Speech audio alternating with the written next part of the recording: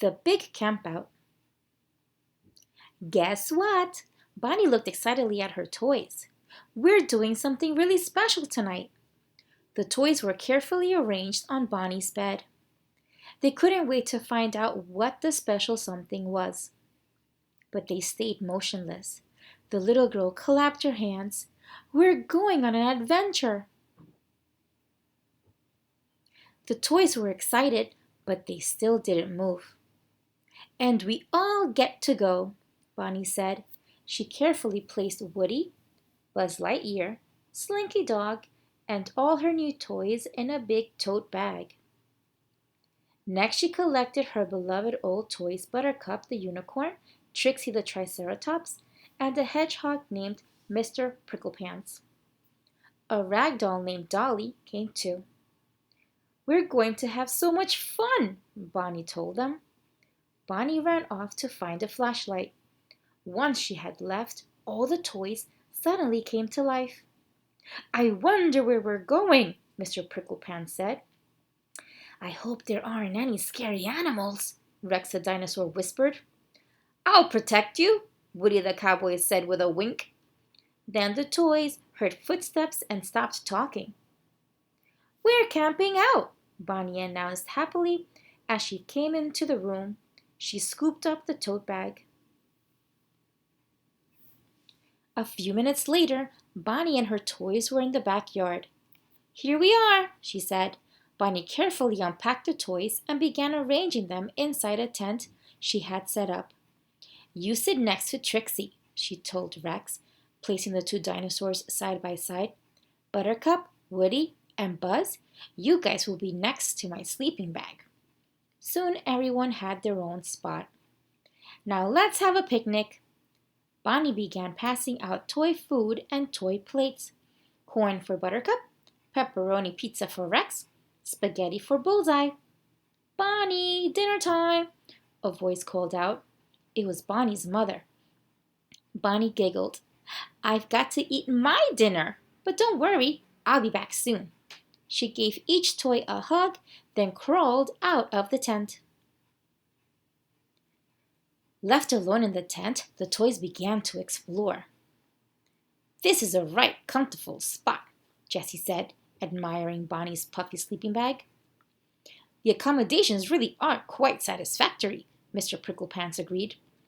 Well, shine my spurs, Woody exclaimed, noticing an electric camping lantern. He turned it on, and a warm glow lit up the tent. He motioned for the toys to gather in a circle. Let's have a sing-along, Woody suggested. He held his cowboy hat over his heart and began to sing, Camptown Races. Jessie quickly joined in, and Bullseye stomped his hooves in time to the beat. The other toys began singing too.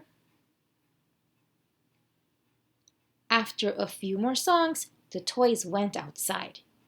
They still had some time before Bonnie returned, and they wanted to explore. Mr. Potato Head peeked through the tent flaps. It had gotten dark. The coast is clear. The toy stepped into the backyard. Look, Buttercup said. The stars are coming out. Buzz smiled. That, my friend, is the Big Dipper. 7 stars that form a ladle shape. He pointed toward the constellation. You sure know a lot about the sky, Trixie said, impressed. Buzz grinned. Comes with the Space Ranger territory. I just saw a shooting star, Mr. Potato Head shouted. I think that was a firefly, Ham said.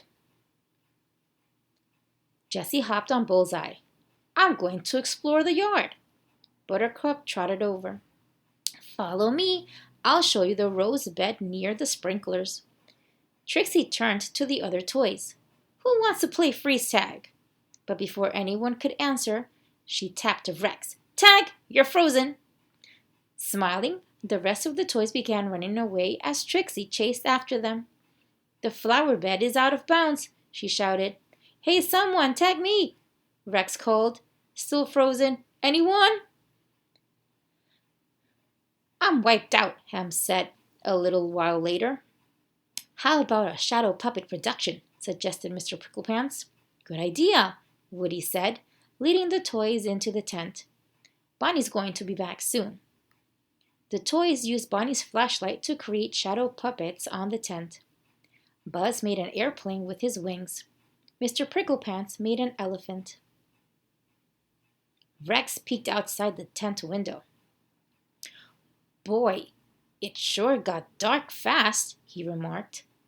Then Dolly made a pair of bunny ears behind his head. Everyone laughed, even Rex.